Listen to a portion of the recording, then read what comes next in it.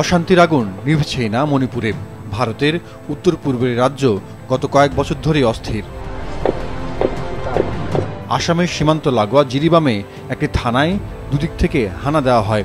সরকারের ভাষায় থানায় হামলার পর জঙ্গিরা আশেপাশের ঘরবাড়িতে আগুন ধরিয়ে দিতে শুরু করে। ঘটনাস্থলে নিরাপত্তা বাহিনী উপস্থিত হলে গোলাগুলি শুরু হয়। সংঘর্ষে প্রথমে আহত হন এক জওয়ান। এরপরই দুপক্ষের মধ্যে বাধে বন্দুকযুদ্ধ।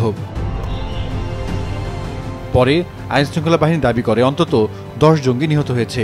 নিহতরা সবাই কুকি সম্প্রদায়ের। After about 45 minutes, we found that there were a lot of casualties. About 10 militants were found dead. 2 old persons, senior persons, were found burned to death. And 3 women and 3 children, minors, were found missing. পুলিশের দাবি, সংঘর্ষে নিহত জঙ্গিদের কাছ থেকে rocket propelled grenade থেকে শুরু করে একে সিরিজের অ্যাসল্ট রাইফেল পাওয়া গেছে। সরকার নিহতদের জঙ্গি বললেও কুকিরা তা মানতে নারাজ। ভিলেজ ভলেন্টিয়ার হত্যার প্রতিবাদে বন্ধ ডেকেছে তারা। পরিস্থিতি সামাল দিতে প্রশাসনের পক্ষ থেকে জারি করা হয়েছে কারফিউ। 32 লাখ জনসংখ্যার রাজ্যটির উপত্যকা এলাকায় সংখ্যাগরিষ্ঠ হিন্দু মেইতেই এবং পাহাড় জাতিগোষ্ঠী কুকি অধ্যুষিত।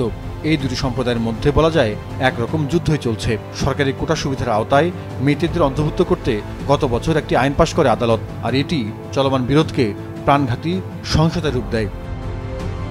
কেন্দ্রীয় আধাসামরিক বাহিনীর তত্ত্বাবধানে একটি নোম্যান্স ল্যান্ড দিয়ে বিবদমান পক্ষগুলোকে আলাদা রাখার চেষ্টা করা হচ্ছে। তারপরও গত 1 বছরে অন্তত 250 মানুষ নিহত এবং বাস্তুচ্যুত হয়েছে 60,000 মানুষ।